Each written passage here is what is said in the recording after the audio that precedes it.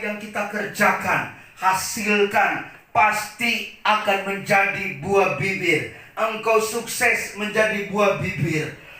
Engkau susah menjadi buah bibir. Engkau lemah menjadi buah bibir. Engkau mengalami tekanan hidup menjadi buah bibir. Engkau jatuh menjadi buah bibir. Engkau diberkati menjadi buah bibir. Itu sebabnya saya berkata di sini bahwa apa? Kerinduan kita, Tuhan, jadikanlah, biarlah bukalah bibirku supaya mulutku memberitakan puji-pujian kepadamu. Haleluya. Sebagai hamba Allah, saya percaya waktu engkau menatap saya dan engkau mendengar perkataan saya, melihat acara ini, saya percaya engkau akan bersama dengan saya berkata apa? Ya Tuhan, bukalah bibirku supaya apa? Kita dapat memuji Tuhan.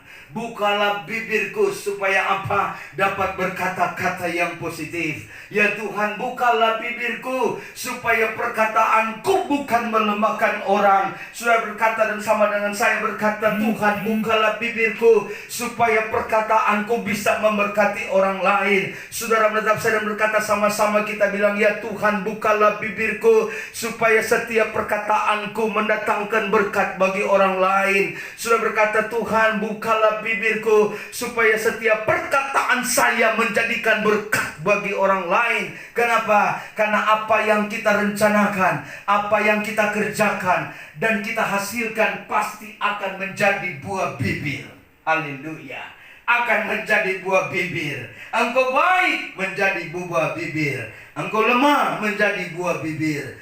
Engkau sakit menjadi buah bibir. Ayo kita lihat selanjutnya. Ada 3 fase atau 3 tahapan dalam Alkitab, saudara. Ada 3 fase. Fase yang pertama, bahwa pelayanan Tuhan di bumi itu, yang pertama adalah fase pertama. Perhatikan, kenapa Yesus menjadi buah bibir? Kenapa Yesus jadi bahan pembicaraan? Kenapa Yesus itu ditanggapi positif? Dan kenapa juga Yesus ditanggapi negatif? Fase yang pertama adalah Tuhan Yesus tampil dan memulai pelayanannya waktu itu di Nazaret. Ini yang pertama. Dia tampil dan dia adalah Tuhan yang tampil dan dia memulai pelayanannya di Nazaret. Fase pertama. Fase yang kedua, dia adalah Tuhan dan tahun pelayanan Yesus sebagai Tuhan mengadakan mujizat dan tanda-tanda heran, perubahan hidup dan memberitakan pertobatan dengan kasih-Nya. Fase yang ketiga adalah apa? Dia adalah Tuhan Yesus yang mendapatkan perlawanan. Dia mendapat perlawanan terhadap tentara Romawi, ahli-ahli Taurat dan orang Farisi, dan merancangkan untuk penyaliban Tuhan Yesus di kayu salib. Saya berkata bahwa ada 3 fase. Fase yang pertama bahwa dia tampil sebagai Tuhan kepada mereka. Yang kedua, fase yang kedua, bahwa Yesus memulai pelayanannya. Ada mujizat-mujizat. Ada yang dia kerjakan di sana. Yang lumpuh bisa berjalan. Yang buta bisa melihat.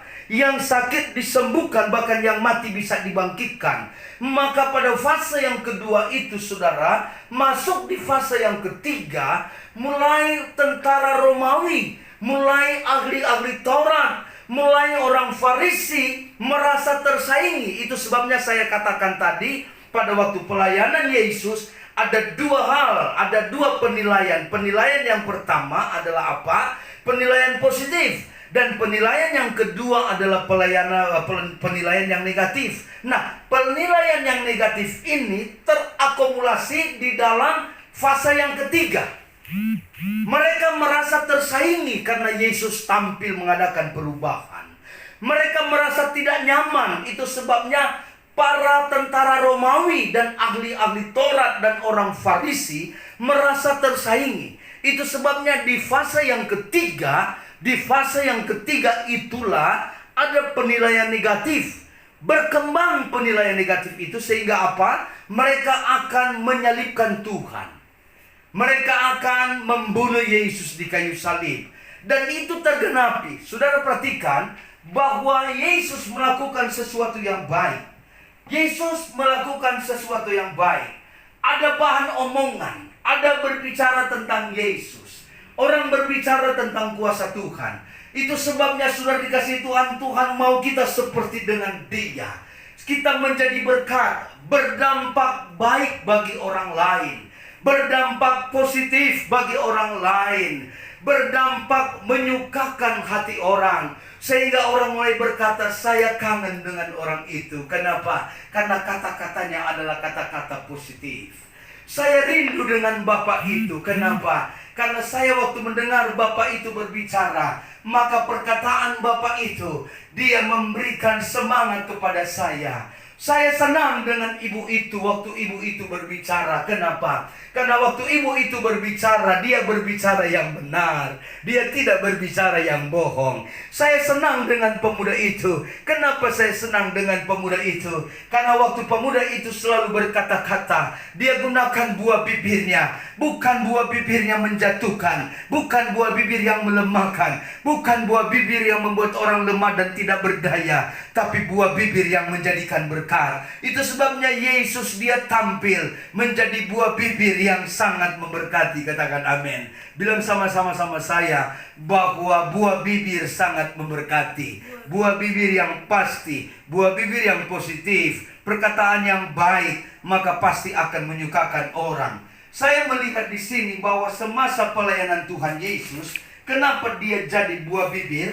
Maka semasa pelayanan Tuhan, saudara perhatikan bahwa dia mengerjakan tentang kerajaan Allah. Itu dalam kitab Matius, Lukas pasal 10:25, Lukas 8 ayat 1, Matius 5 ayat 7. Yang kedua, bahwa Yesus dia datang sebagai pengampunan dosa. Dia bicara tentang pengampunan dosa.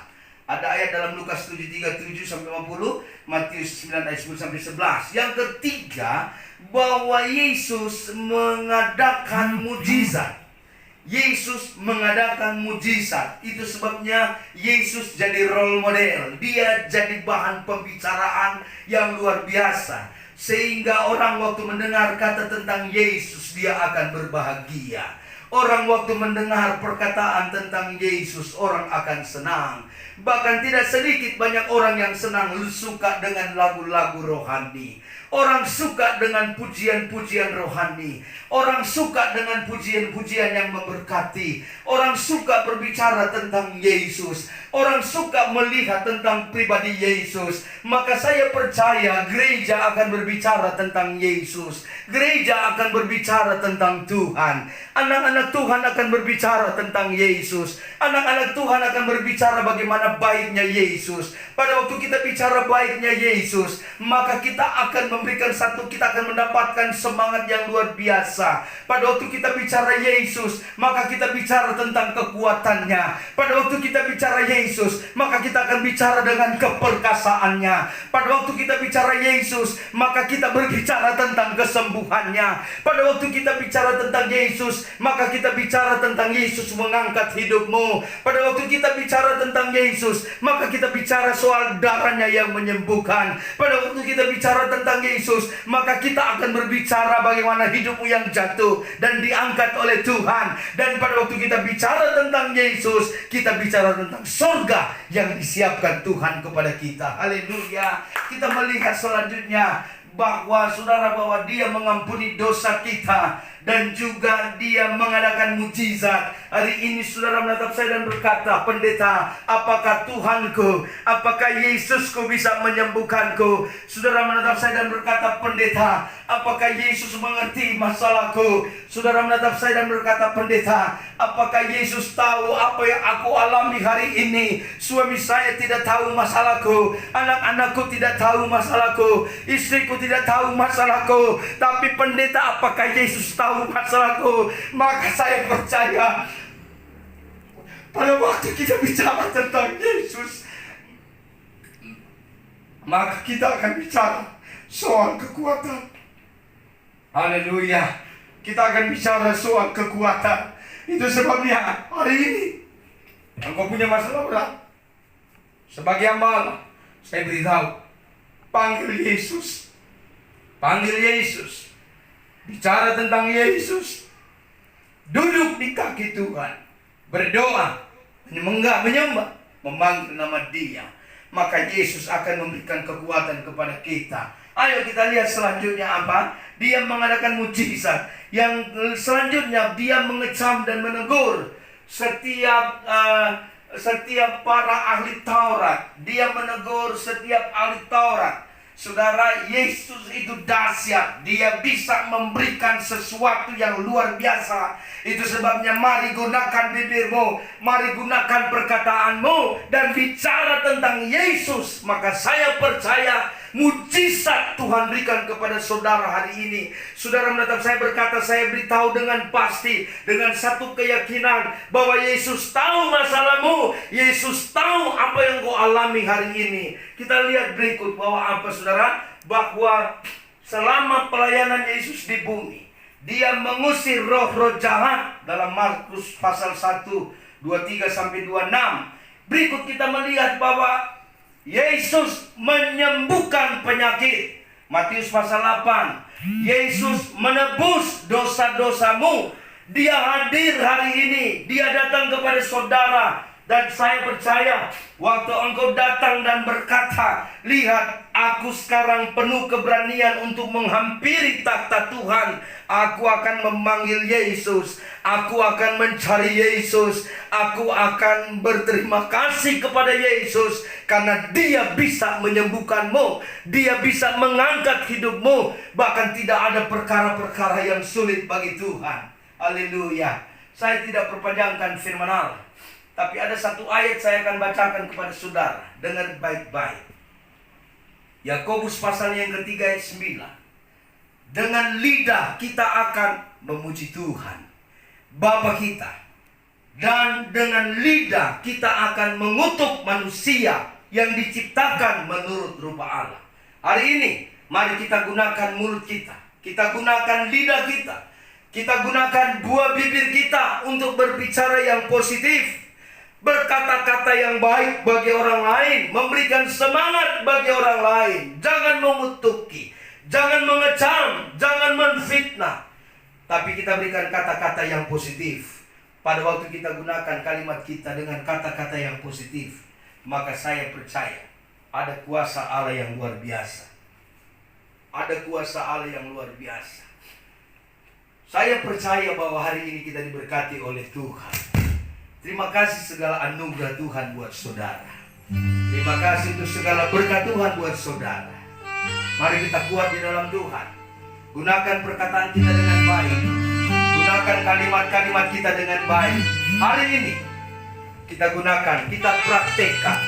Mungkin terkadang tidak bisa, mungkin susah, tapi kita harus terbiasa.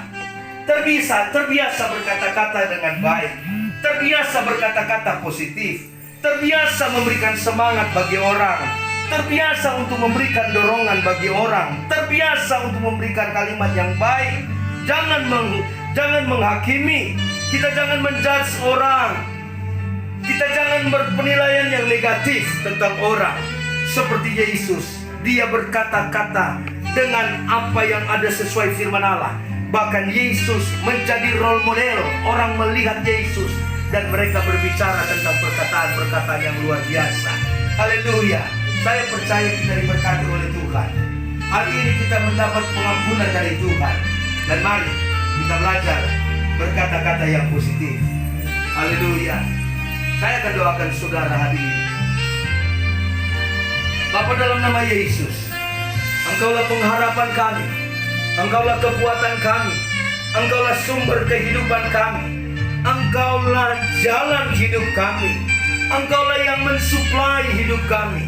Engkau yang memberikan bagi kami. Engkau yang mengangkat kami. Engkau yang menyembuhkan kami. Engkau yang memberkati kami. Tuhan, hamba berdoa, berkati setiap kami hari ini. Setiap mata yang melihat, setiap telinga yang mendengar, menikmati acara ini. Tuhan berkati mereka. Tuhan tolong mereka. Maka hari ini saya percaya mujizat itu ada kepadamu.